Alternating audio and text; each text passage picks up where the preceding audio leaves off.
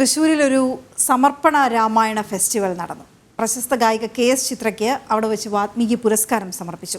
Thrissur regional തിയേറ്ററിലെ ചടങ്ങിൽ Goa governor PS ശ്രീധരൻപിള്ളയാണ് പുരസ്കാരം സമർപ്പിച്ചത്. രാവിലെ മുതൽ ആരംഭിച്ച രാമായണ ഫെസ്റ്റിവലിൽ ഒട്ടേറെ കലാപരിപാടികളും നടന്നു.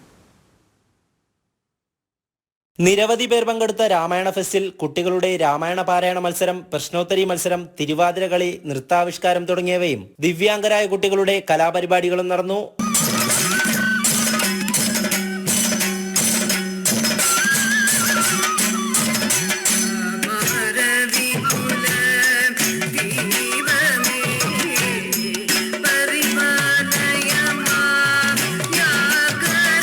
സാമൂഹ്യ സമരസതയുടെ പ്രതീകാത്മക ഭാവനയായ ശബരി സൽക്കാരത്തിൽ വിവിധ മേഖലകളിലെ പ്രമുഖർ പങ്കെടുത്തു.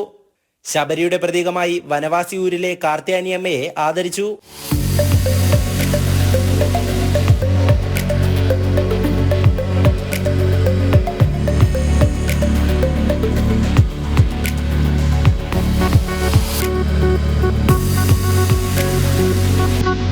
വൈകിട്ട് നടന്ന സാംസ്കാരിക സമ്മേളനം ഗോവ ഗവർണർ PS ശ്രീധരൻപിള്ള ഉദ്ഘാടനം ചെയ്തു.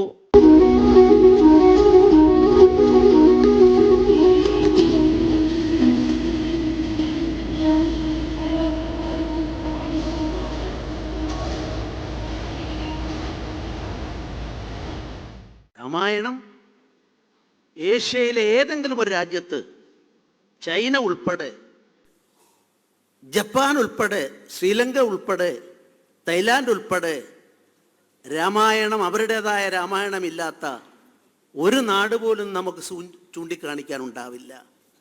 ആ രാമായണത്തിൽ വ്യത്യസ്തതയുണ്ടാകാം, ആത്മീയ സങ്കല്പങ്ങളെപ്പറ്റി വ്യത്യസ്തതയുണ്ടാകാം.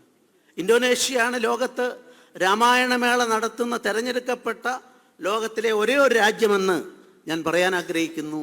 അവിടുത്തെ ആളുകൾ 91% ഏകദൈവ വിശ്വാസികളാണ്. 91% പോപ്പുലേഷൻ പരമകാരുണികനായ ദൈവമായി അള്ളാഹുവിനെ സ്വീകരിക്കുന്നു, മറ്റത് സ്വീകരിക്കില്ല. പക്ഷേ അവരുടെ ഓരോ നിമിഷങ്ങളിലും ജീവിതക്രമങ്ങളിലും ഇതാ അവിടുത്തെ എയർ ഇന്ത്യക്ക് പകരം ഇന്നും ഗരുഡ എയർലൈൻസാണ്. തുടർന്ന് പ്രശസ്ത ഗായിക KS ചിത്രയ്ക്ക് വാത്മീകി പുരസ്കാരം സമർപ്പിച്ചു. ചിത്ര ചേച്ചിക്ക് വാത്മീകി പുരസ്കാരം സമ്മാനിക്കുന്നതാണ്.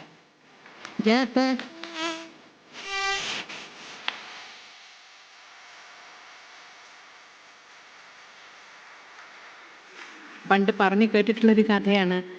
ഒരു പക്ഷിയുടെ ജീവൻ രക്ഷിക്കാൻ വേണ്ടി ശിബി ചക്രവർത്തി സ്വന്തം മാംസം ദാനം ചെയ്യാൻ തയ്യാറായി എന്ന് പറഞ്ഞു കേട്ടിട്ടുണ്ട്. അതുപോലെ അതെല്ലാം കഥയായി നിലനിൽക്കാതെ അതെല്ലാവരിലും പകരട്ടെ എന്നുള്ളൊരു നല്ല ഒരു ഉദ്ദേശത്തോടു കൂടി തന്നെയാണ് ഇവരുടെ പ്രവർത്തനങ്ങളെല്ലാം.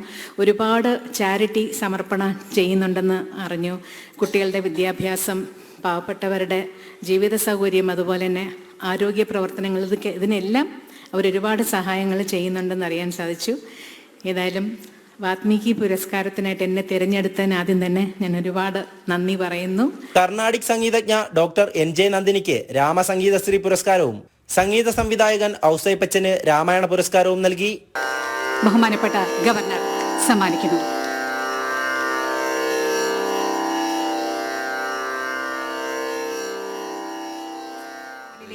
രാമായണ പുരസ്കാരം ഔസേപ്പച്ചൻ മാഷിന് ബഹുമാനപ്പെട്ട ഗവർണർ സമ്മാനിക്കുന്നു.